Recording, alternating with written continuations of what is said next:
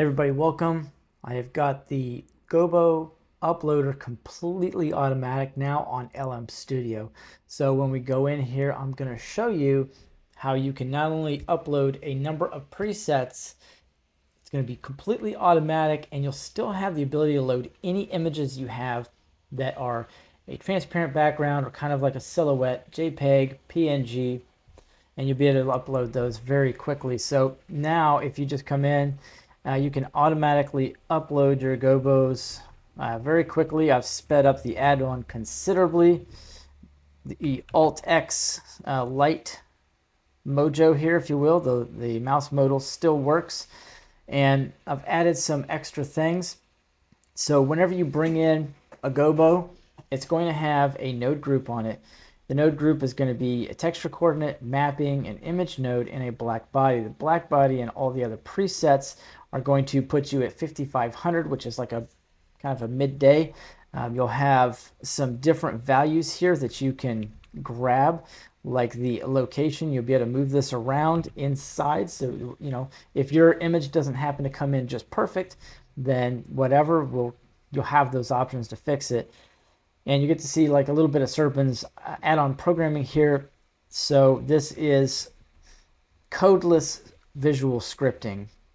So what I would do is I would copy my context with my light selected, and I can go to the view layer, because we're working in view layers in Blender most of the time. So sometimes you have multiple view layers, and the active view layer is going to represent those properties and those images and things that are going to be there, and those objects and lights. And so I'll go to objects. I'm on spot 001, spot 001, and I want to go to the mesh ID, the data spot ID, pull out the nodes, and this is going to be under nodes again. And what I want is the mapping, because I had to put scale in. I didn't put scale in yet, so it's fair to do it live. So I'll go to the mapping node. I want this to be an input, because the mapping nodes, these are actual inputs, and I want to grab this one. I want to grab the scale, so it's something that shows up and you guys can use that whenever you're using the add-on. So this would be an input, and this will be scale.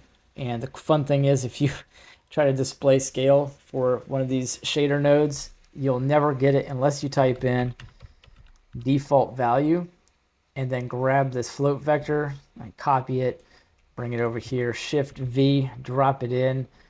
I would set the pointer here to whatever active object is selected, so it doesn't matter. And I can plug that in, and I'll plug in my interface nodes, and voila. Let me get rid of temperature there, and so now we have the scale as well. So if you wanted to stretch this thing out just a little bit, or you wanted to kind of change the overall look, you'll be able to do that. And that makes it a lot better. So with all of that, I'm going to compile it real quick, because it's a much smaller add-on, and it does look like I have one error in here somewhere. Okay, I don't believe that's an actual error. I think it's just kind of bunched up, if you will. So what I'm going to do is I'm going to close Blender. I'll go ahead and save it, because I know there's really nothing wrong. And this is one of those things that used to hang me up all the time. Let's get all that out of there and pull 3.6 back up. I don't know if you guys are using 4.0 or 4.1 right now, but I'm still building in 3.6 for the add-on because it's more stable, but it does work in 4.1. I've already tried it, so it's super cool. And now I can open this blend back up and do my recompile. And a nice little Shift R inside of here. And boom, compiled successfully. I figured it would. So these are all my node graphs, Mr. Steve, Studio, blah, blah, blah. And I want to go ahead and save out the add-on, and then we'll go load it. We'll put it in Blender 4.1, just check it out. It should work just fine. And I want to go right here, and I'll just overwrite this one. And that'll take a second. So the add-on will be on Blender Market. The add-on will also be on Gumroad, and it's going to have a bunch of other features. Really made it very compact over this weekend and got the Gobos automatic. And so once this loads up, will jump right over. I can't move the mouse, unfortunately. Sometimes that brings a error. Boom, there we go. So now we're looking good. And now I can close this out. Save it one last time. All right, looking good. So let's go ahead and install that. And this is version 6.3.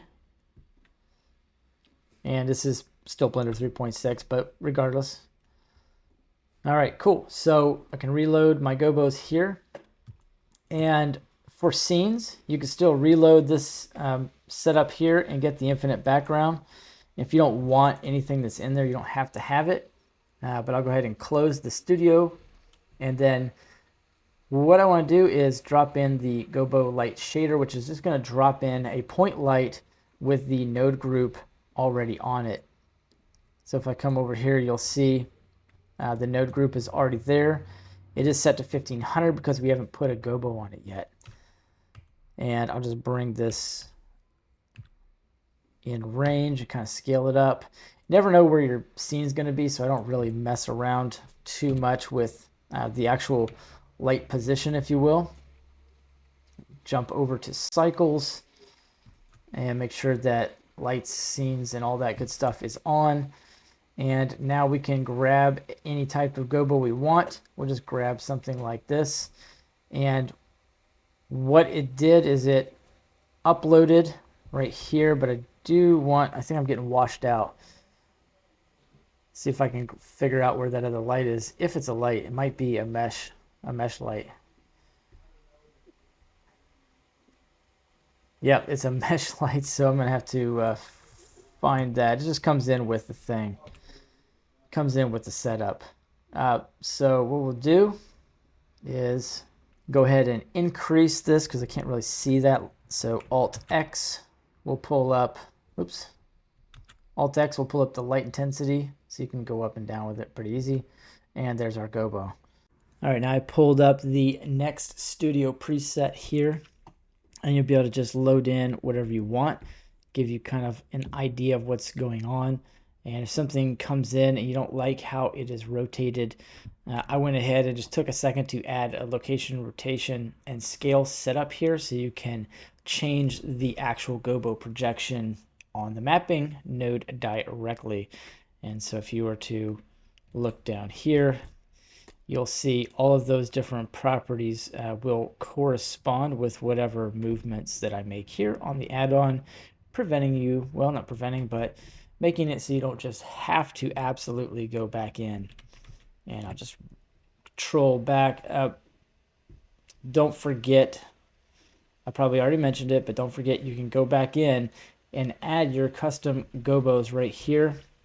And then you can change those features on the actual light itself. And I've got a point light I want to get rid of. And we can just make that a little bit more clear. Yeah, there we go. So yeah, you just load these up. I'll have a bunch of presets in there for you so you can kind of do whatever you wish with them. And make sure you've actually got the light selected you want to put the Gobo on. Otherwise, it's not going to change because it needs to have an active object built in. All right, so some of the final touches. It took a few minutes just to add a few things. I've got a few more Gobos in here now. They'll be lined up as abstract, trees, and then windows, and you'll be able to project all of those. Now if you just drop in your light, and we just take up a side view with 3, it'll come in kind of like this. And when we jump over into cycles, we'll be able to see that light, and then it'll just kind of be a little bit more ready to go because nobody's really going to know what your scene looks like, so it'll just have to come in at a reasonable position. And I'm going to switch over to lights. And what is this light? Let's get rid of that one. And then I'll turn this bad boy up right here. And with the light selected, we can pick anything that we want and it will project out. And just turn up the light source just a little bit. And then we can just flip through the Gobos and you can have anything that you want projected in here. And it'll make all kind of sense to you to, I suppose, upload your own as well.